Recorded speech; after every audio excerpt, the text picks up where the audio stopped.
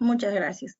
Buenas tardes ante todo, con todos los participantes. El día de hoy vamos a desarrollar un curso bastante interesante. Para mí es una especialidad en la cual yo siempre a mis alumnos digo que es la especialidad del futuro, ¿no? ¿Por qué la especialidad del futuro? Porque mediante nuestro desarrollo de nuestro curso nosotros vamos a observar que están incrementando cada vez más los adultos mayores, ¿no? Yo les hago un ejemplo mío claramente. En mi caso, mis abuelos han tenido en 12 hijos, tanto en parte de papá y de mamá, tuvieron 12 hijos. En el caso de mis padres, tuvieron 5 hijos. Y en mi caso, todavía no tengo hijos, pero en el caso de mis hermanos, que ellos sí tienen 1 o 2 hijos. Ahí nomás nos podemos dar cuenta de que el control de natalidad está disminuyendo, ¿no? El control de natalidad está muy fuerte y entonces, ¿qué está haciendo? El incremento de nuestros pacientes adultos mayores. ¿Se dan cuenta? Entonces, siempre digo, ahí está la plata, les digo a mis alumnos, ahí está el futuro. Entonces, si quieren buscar una especialidad, ya saben qué especialidad deben estudiar, ¿no? Geriatría o gerontología. Bueno, vamos a dar inicio con algunas preguntas que debemos tener en claro, ¿ok? ¿Qué cosa es o a quién se le considera adulto mayor? Anteriormente decíamos, ¿no?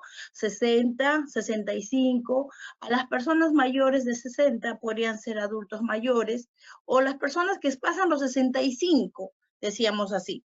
Pero yo les comento algo, ¿no? Ya sabemos exactamente y ya está definido cuándo es una persona adulta mayor y cuándo no, ¿ok?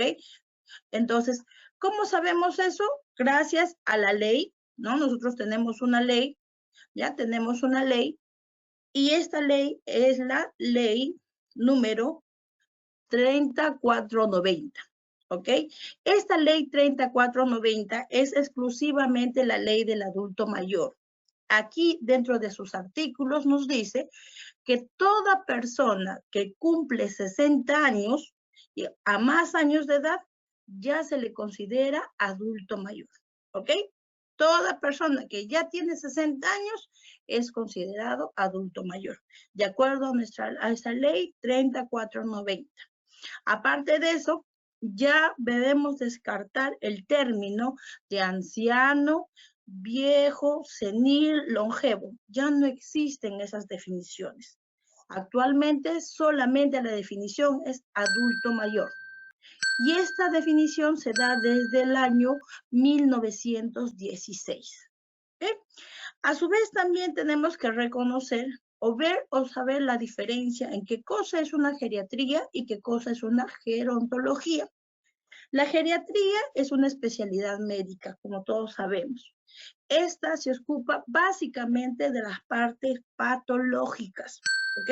Si nosotros queremos hablar de las enfermedades más frecuentes o las enfermedades que tiene mi adulto mayor, obviamente estamos hablando de la geriatría, ¿no? Y es importante tener geriatras en nuestro país. ¿Por qué? ¿Por qué? Porque muchas veces no damos el diagnóstico adecuado a nuestros adultos mayores y al no dar un diagnóstico adecuado, ¿qué hacemos? En vez de ayudarlos, muchas veces los complicamos. ¿Por qué? Porque no tiene un diagnóstico definitivo. Es bastante complejo por todo su proceso de cambio, sí, pero es importante tener una patología adecuada, ¿no? De un diagnóstico adecuado. En cambio, la gerontología es totalmente diferente. Se dice que la gerontología ahorita ya hay licenciados de gerontología, existe la licenciatura en el área de gerontología. ¿Por qué? Porque normalmente nadie quiere ser viejo y todos buscan pues el proceso del envejecimiento, buscan ahí está, pues dicen ahí, ¿no? Ahí está el dinero. Incluso hace poco hubo un artículo en uno de los programas en Discovery que hablaban acerca de por qué nosotros envejecemos, ¿no? Y muchas de las personas, especialistas ellos, hablaban acerca de cómo debemos retrasar el proceso de envejecimiento. Pero para eso nosotros debemos saber cómo se da este proceso. ¿no? ¿Cómo se da este proceso? Entonces, nos evocamos a la gerontología. Y como, obviamente, como enfermeros geriatras, nosotros ¿qué nos ocupamos? Nos ocupamos de la valoración de las necesidades de la población adulta mayor y sobre todo lo que es la planificación y la implementación de unidades de enfermería. Dicho eso, entonces vamos a hablar un poquito acerca de qué es la situación de salud del adulto mayor. Recordar que a medida que pasan los años, se está dando cambios bastante circunstanciales. Por ejemplo, les he colocado aquí dos imágenes de años del 1950 y 2018.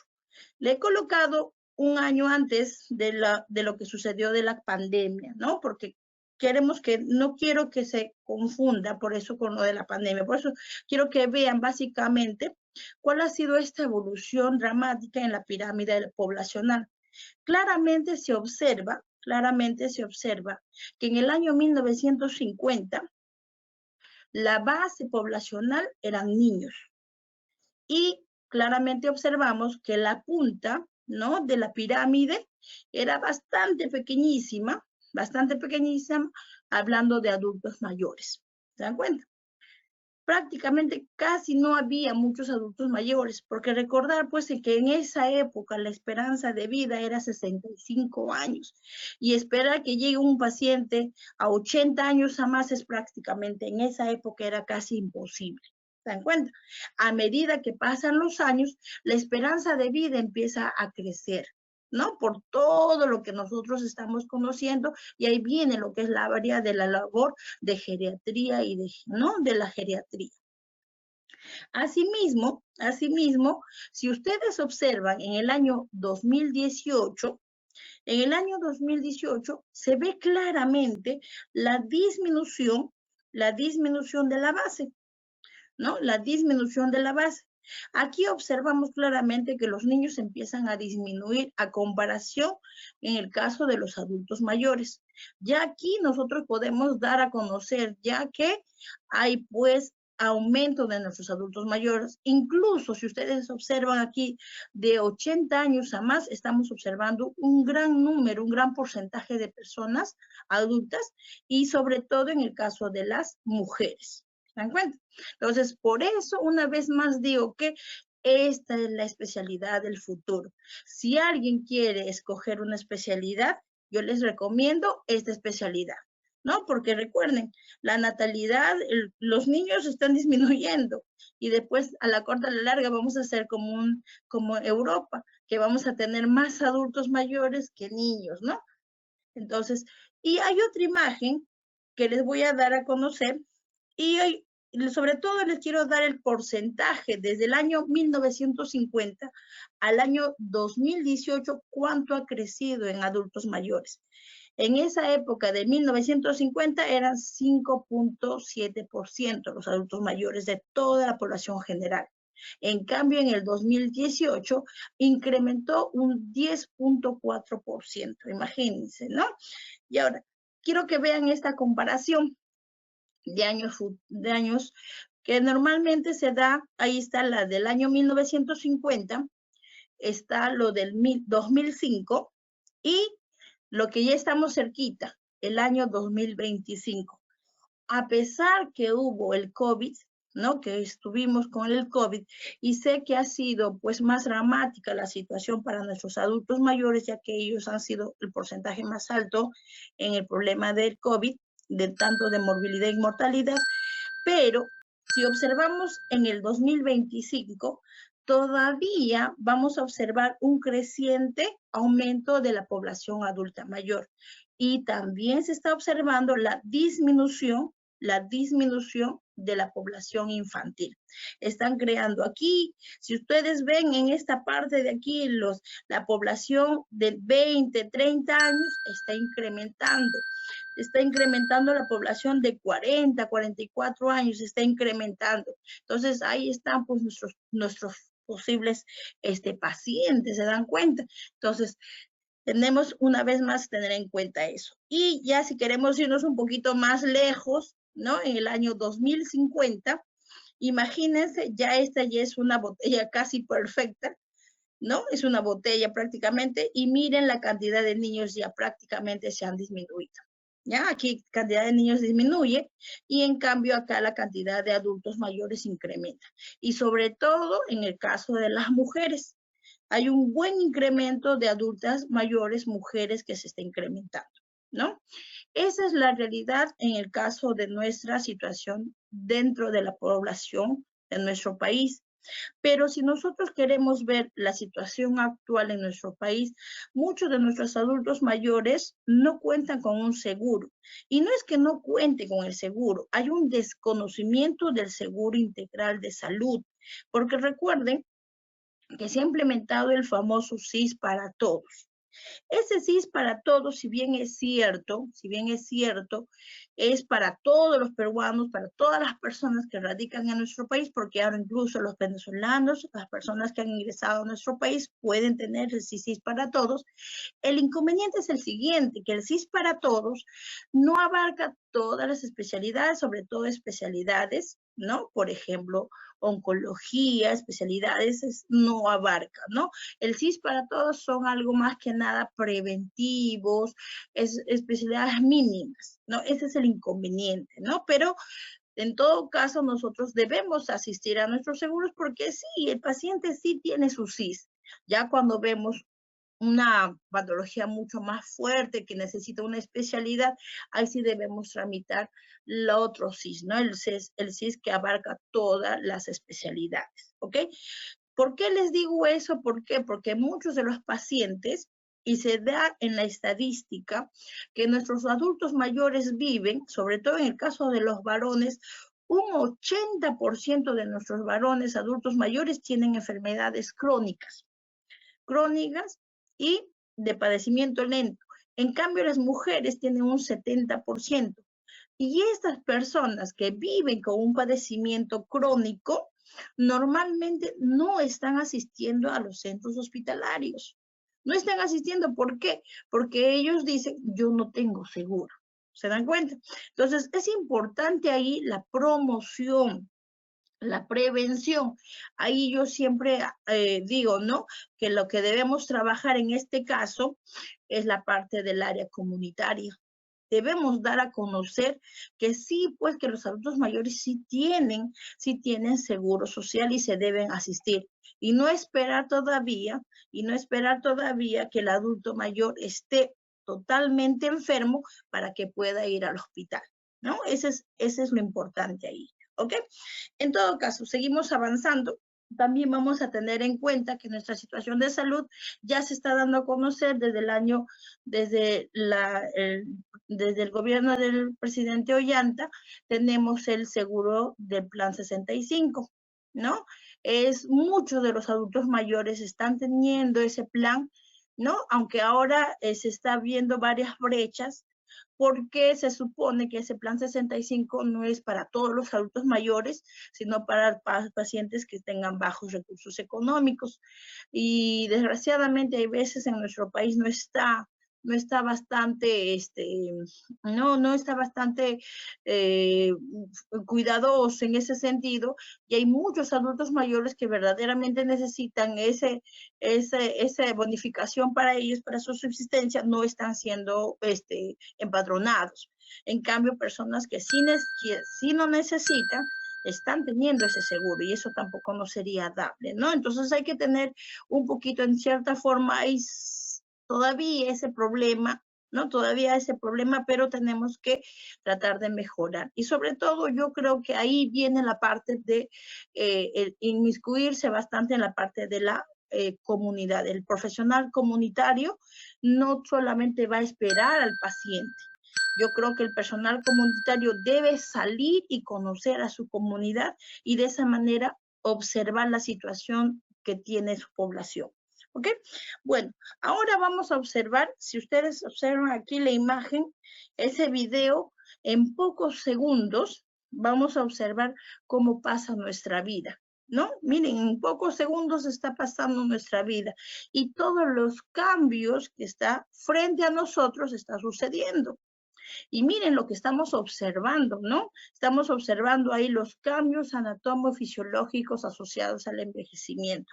Estos cambios, si bien es cierto, los vemos externamente, pero estos cambios se dan desde la parte morfológica, fisiológica, psicológica y social, ¿no? Entonces, eso es lo que vamos a hacer el día de hoy.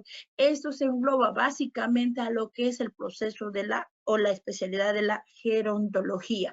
Yo voy a observar el cambio fisiológico, el cambio anatómico, morfológico, psicológico, social de un paciente que esté en óptimas condiciones, un paciente que esté saludable, ¿no? Medianamente saludable, normal, ¿no? No voy a hablar de pacientes patológicos, ¿ok? Yo siempre hago, cuando hablo acerca de los cambios anatomofisiológicos, siempre digo que todos vamos a envejecer. Ya siempre, todos vamos a envejecer. Pero acá hay un ejemplo que siempre doy, ¿no? Hacemos de cuenta que nosotros hemos comprado un carro en el año 80, ¿ok? Todos tenemos el carro en el año 80. En el año 80, 1980, me compré un carro último modelo.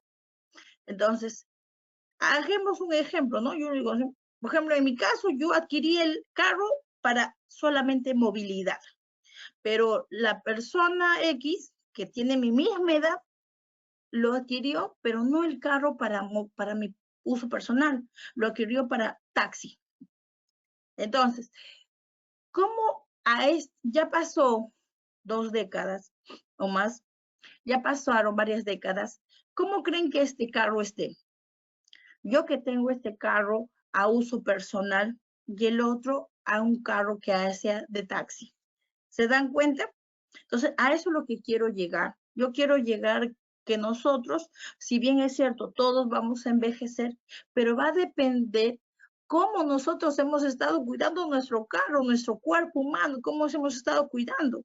Porque les comento, ojito, nosotros no envejecemos desde el momento que tenemos 60 años. Y ya las teorías de gerontología nos dicen eso.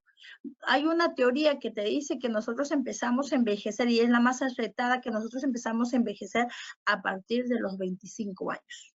Imagínense, o sea, si alguno de ustedes que son participantes tienen 25 años, no vayan a pensar que están jovencitos y que todavía les falta un montón. Ya están envejeciendo, imagínense.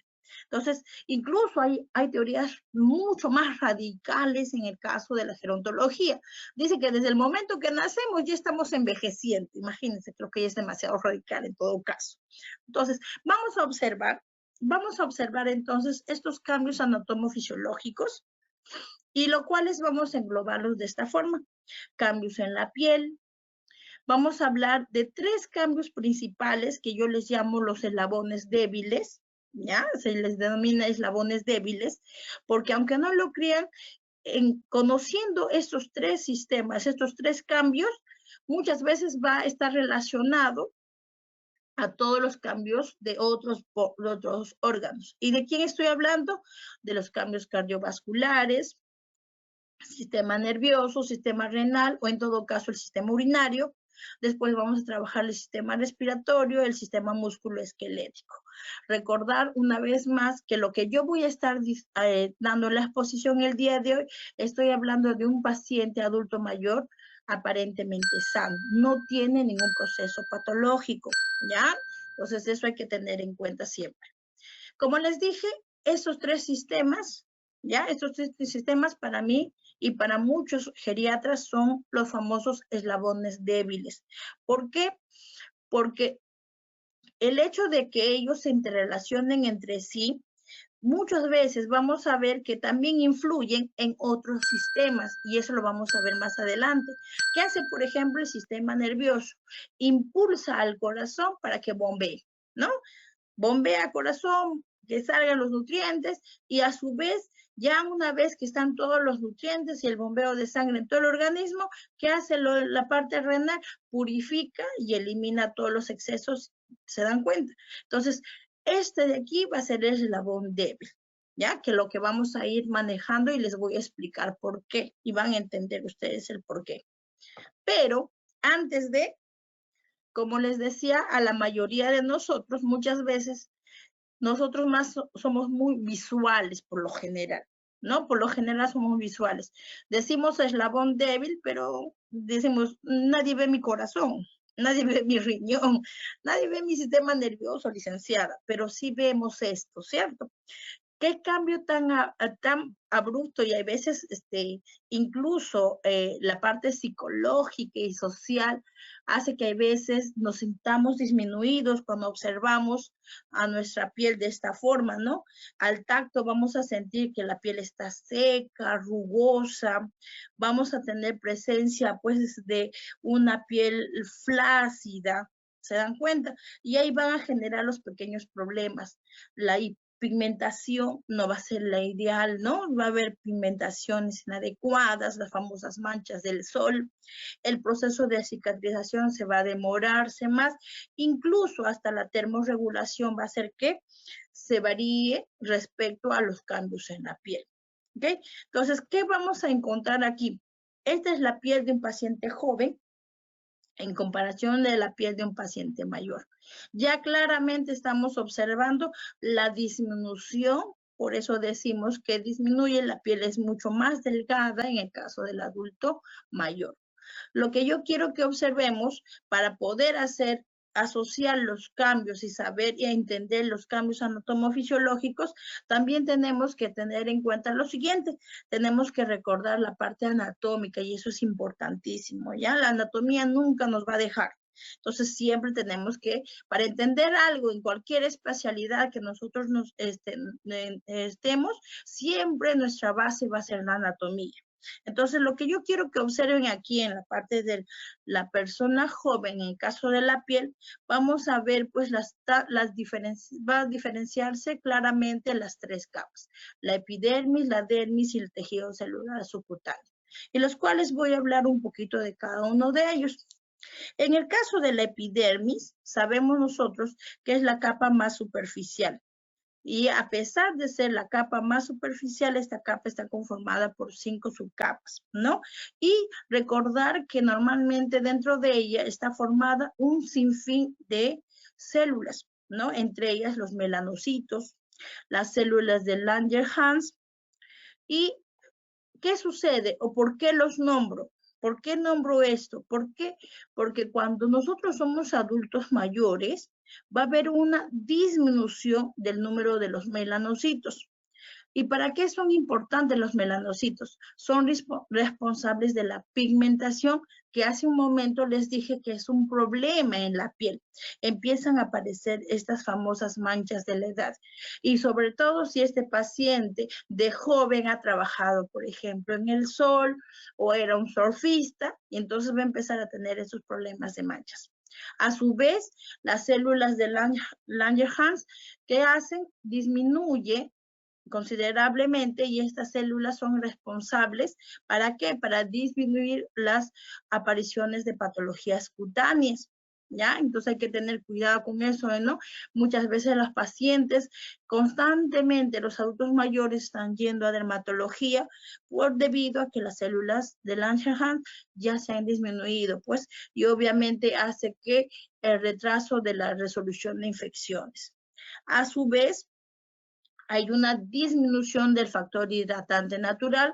Como les dije, normalmente eso disminuye y eso hace que se torne la piel seca, ¿no? Se torne seca. Y también disminuye pues la calidad de los triglicéridos, los esteroles y hace que sea menos compacto la piel, ¿ya? En el caso de la dermis es una parte bastante, la parte media, es la de la piel, ¿no? Es una de las partes más importantes, yo siempre digo, aparte de que nosotros ahí tenemos los organelas, este tejido conductivo tiene una gran formación de células. Está dentro de las células que vamos a observar, está, por ejemplo, la elastina, ¿no? La elastina es la que da la consistencia a la piel. Asimismo está el fibroblasto, está el colágeno, ¿no? Entonces hay veces, ahora todos estamos con esa idea, ¿no? Hay que inyectarnos colágeno, hay que consumir colágeno. Y a la hora de la hora no nos damos cuenta que nuestro cuerpo tiene colágeno. El detalle es que con el paso de los años disminuye ese colágeno, entonces eso hace que haya un proceso de envejecimiento. Para activarlo tenemos que utilizar la vitamina C, ¿ya? Entonces, eso sí, en vez de consumir colágeno hidrolizado, colágeno de todas las cosas, yo les recomiendo que consuman vitamina C, ya sea endovenoso o vía oral. Consumen y van a ver que les va a ayudar a que haya una mejora de esta pérdida, ¿no? Ya que no haya tanta de esta pérdida, ¿ok? Aparte de eso, como les decía, en el caso de